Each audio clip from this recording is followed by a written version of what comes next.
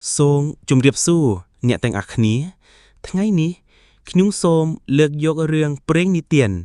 Tiạc tông nâng piệc thà. Với ạc căng riêng plieng. Với ạc cọ bạc tháng ngày. Piệc ní thì piệc đại khmênh chum non đàm.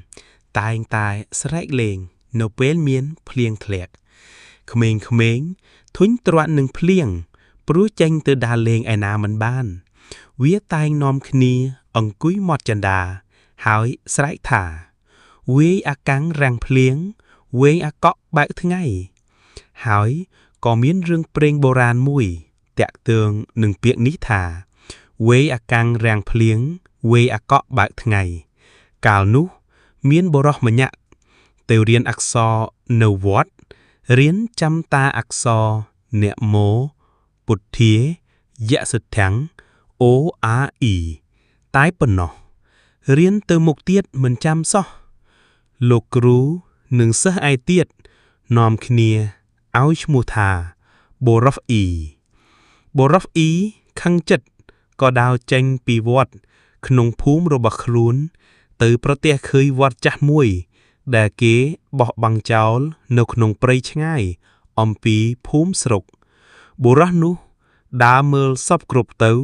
ឃើញស្បង់ជ័យពរចាស់ចាស់មួយប្រដាប់ក៏យកមកស្លៀកពាក់បួសដោយខ្លួនឯងអ្នកស្រុកភូមិដើរទៅមើលកាត់វត្តនោះឃើញព្រះសង្ឃគង់តែឯងក៏កើតសេចក្តីជ្រះថ្លាទើបយកកូនឲ្យទៅនៅបម្រើលោកលោកអ៊ីនេះបានកូនសិស្សដល់ទៅពីរញាក់មួយឈ្មោះអាកាំងមួយឈ្មោះអាកុកដល់រដូវភ្ជុំបិណ្ឌគ្មានឧបាសកទៅយកណាចូលទៅធ្វើបុណ្យនៅវត្តលោកគ្រូអ៊ីនោះសោះលោកគ្រូប្រាឲ្យអាកាំងនិងអាកុកដើររើសសម្បកនំអន្សមពីវត្តឯទៀតមកចាក់កនៅទីវត្តខ្លួន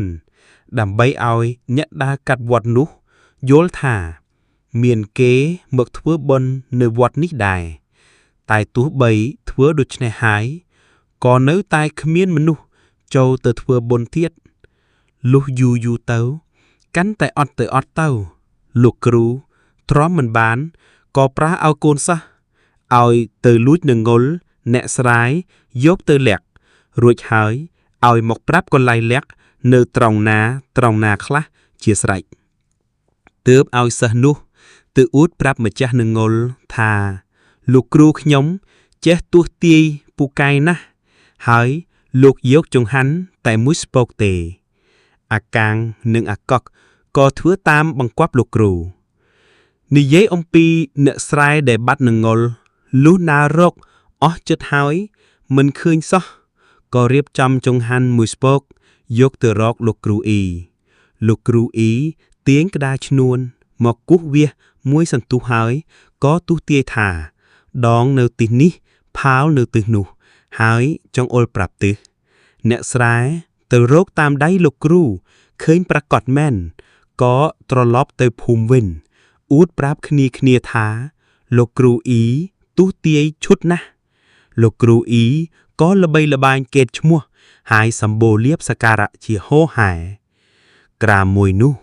ព្រះរាជបុត្រីព្រះមហាក្សត្រកើតបោសនៅព្រះអូដាបោសនោះពើតខ្លាំងណាស់ព្រះនាងព្រះកន្សែងយ៉ាងខ្លាំងព្រះបិតាទ្រង់ចាត់ឲ្យប៉ាវកងប៉ាវខ្មោះរកគ្រូចេះស្ដក់ភ្លុំដើម្បីឲ្យបោសនោះធ្លាយឲ្យព្រះនាងបានធូរស្រានអាមាត្យប៉ាវកងទៅជួបនឹងញាក់ស្រុកក៏អួតសរសើរអំពីលោកគ្រូអ៊ីថាចេះទស្សទាយចំណាប់ណាស់អាមាត្យក៏នាំដំណឹងនោះទៅទូលព្រះមហាក្សត្រក៏ទ្រង់ប្រាឲ្យទៅនិមន្តលោកគ្រូអ៊ីនោះមកយ៉ាងប្រញាប់លុះរាជអាមាត្យចូលទៅថ្វាយបង្គំលោកគ្រូទូលតាមដំណើរហើយលោកគ្រូភ័យខ្លាំងណាស់មិនដឹងប្រកែកយ៉ាងណាក៏ឡើងគង់លើវាវឲ្យគេលេងយកទៅលុះដល់ពាក់កណ្ដាលផ្លូវលោកប្រងរកផ្លូវគិតរត់ក៏សុំឲ្យអ្នកសែងឲ្យដាក់លោកចុះដើម្បីទៅដោះទុកសត្វលោកដើរចូលព្រៃប្រងនឹងវេះពួនអាបត្តិតែពួកអាមាត្យចេះតែដើរតាមជាប់ពីក្រោយលោកដើរទៅស្រាប់តែប្រទះនឹង គុកក្រងមើយនៅក្នុងត្រពាំងលោកភ្ញាក់លាន់មាត់ថាគុកក្រងខ្ពស់ចង្ក្រាងចោតហើយដើរទៅទៀតប្រទះឃើញសត្វទុនសាយមួយទុនសាយនោះក៏ផ្អោលលោតផ្លោតទៅជន់លើសត្វកង្កែប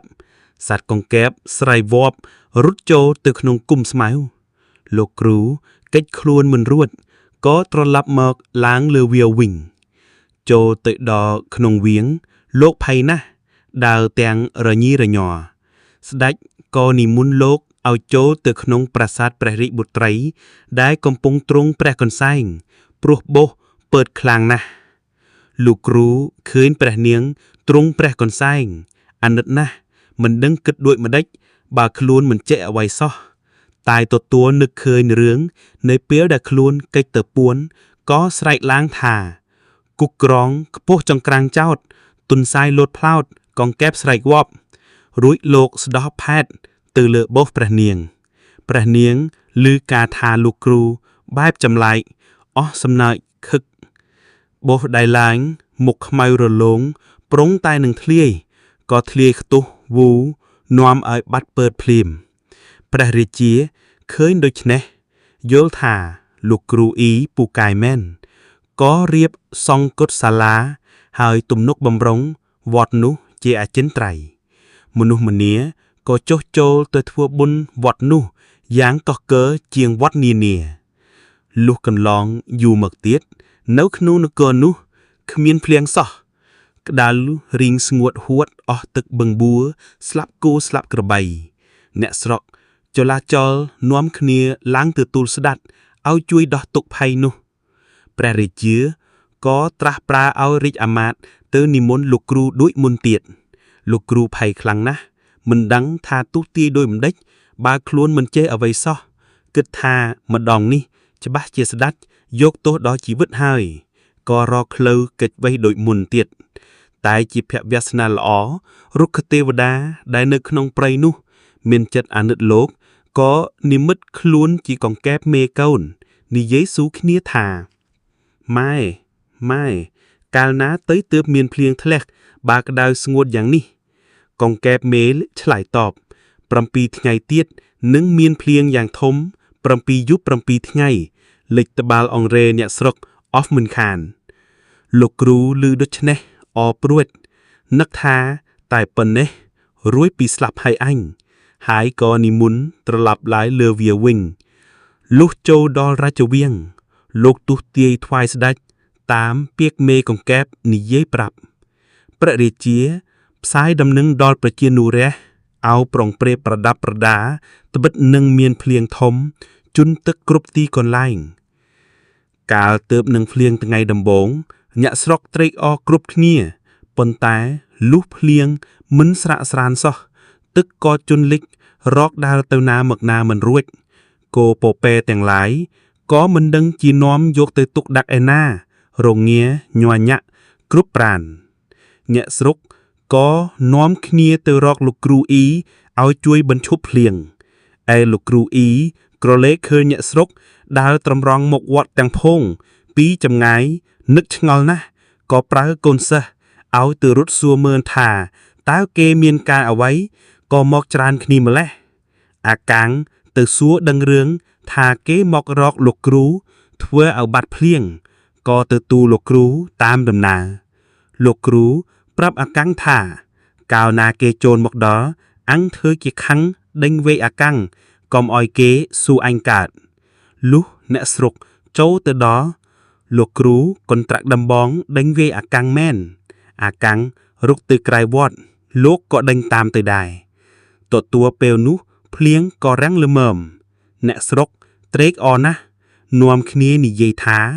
លោកត្រូវវេអាកាំងរាំងភ្លៀងក្រោយពីរាំងភ្លៀងមើកចំនួន 3-4 ថ្ងៃមេឃនៅតែស្រទុំមិនព្រមបាតថ្ងៃសោះអ្នកស្រុករកហាលអ្វីមិនកើតក៏នាំគ្នាទៅរកលោកគ្រូអ៊ីម្ដងទៀតលោកគ្រូក៏ចាប់វេអាកក់ម្ដងធ្វើកាលដូចធ្វើជាមួយនឹងអាកាំងកំពុងតែដេញវេអាកក់នោះហើយស្រាប់តែពពករសាត់ចេញអស់ពន្លឺព្រះអាទិត្យក៏រះឡើងអ្នកស្រុកអរណាស់នាំគ្នាស្រែកថាលោកគ្រូវេអាកក់បែកថ្ងៃ ត្រង់នេះហើយដែលអ្នកស្រុកនិងក្មេងជំនាន់មុនកាលណាភ្លៀងក៏រាំងតែងតែស្រែកថាវេអាកាំងរាំងភ្លៀងវេអាកក់បែកថ្ងៃជាប់រហូតមក